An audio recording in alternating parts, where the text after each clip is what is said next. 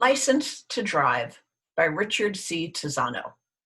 American culture places a high value on individual freedom and, to many seniors, I would argue Americans, not just seniors, the exercise of that freedom is best represented by driving a car. If you want to trigger some strong memories, ask someone about their first car. These memories typically evoke positive emotions about freedom and independence. Likewise, asking a senior to stop driving may evoke a very strong negative response. But there will come a time when the wisest course of action is to stop driving. Statistics show that the risk of driving accidents begins to increase dramatically after the age of 75. I used to attend a weekly breakfast meeting. One morning, I observed an elderly gentleman parking his car. As he eased his Chrysler New Yorker into the parking space, the handicap sign began to bend under the pressure of the car's bumper. When he got out of the car, I noticed multiple scrapes and dents on the car. He may have anticipated my comment because the first thing he said to me was, "I have a little trouble with depth perception, so it helps me to watch the sign." What he meant was, I can't see well enough to know when to stop, so I keep going until I hit something. Knowing when it's time to hang up the keys. The stories about seniors driving seem funny until you consider that someone you love may one day be on the receiving end of a dangerous driver. Some of the factors to consider when deciding if it's time to hang up the car keys are physical limitations, such as vision and hearing loss, which can lead to accidents. Limitations on the ability to turn one's head can further reduce a driver's ability to hear or see potential dangers on the road or in a parking lot.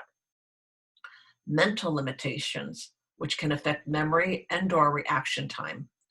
These limitations reduce the driver's ability to anticipate danger, avoid distractions, apply focus, and react quickly to changing circumstances.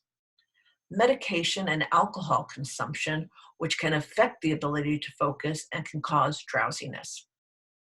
Reduced muscle and bone strength, which can increase the likelihood of injury or death in what would otherwise be considered a minor accident. A plan of action. When a senior you know resists the call to stop driving, I recommend you take the following action steps. Confirm that there is a problem. If you have been made aware of the problem, your father got another speeding ticket, or you experienced the driving problem personally, confirm the reality of the situation. Are there new dents or scratches? Have there been speeding tickets or an increase in insurance premiums? Have there been admissions such as, "I don't like to drive at night"? Test the waters. Take a ride with the senior. Is the driver going uncomfortably fast or too slow? Take note of everything unusual. If your parent is a senior in question, you should be familiar enough with their driving habits to detect changes. Do they fasten the seatbelt? Do they use their phone while driving? If you feel uncomfortable about anything that is happening, make note of it. You are going to have to communicate the issues later, so put it in writing now. Seek wise counsel. If you believe a problem exists, seek counsel to affirm your assessment of the danger level. Get input on possible ways to approach the subject with the senior. If possible, have conversations with his or her neighbors, doctor, friends, etc. These conversations will either confirm or allay your fears and may lead you to the best individual to have the conversation with the senior. Choose the bearer of the bad news. If you have not identified an obvious person to initiate the conversation, you must be prepared to do it yourself. Take action.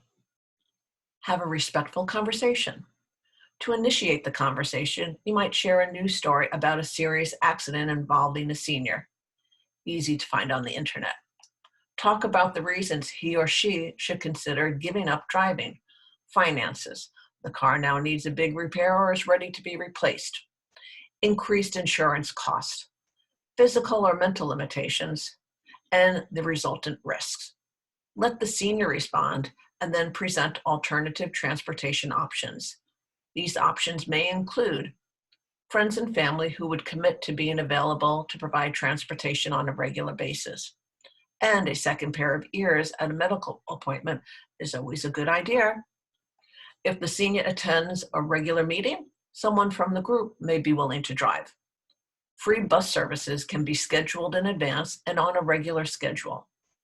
Senior service organizations and volunteer groups exist to provide transportation to seniors. On-call car services such as Uber or Lyft can be cost-effective compared to owning, maintaining, and insuring a car driven on a limited basis by a senior driver. Additional benefits of third-party transportation. There are additional benefits to having transportation provided by a third party. The first benefit is the social contact it provides a senior.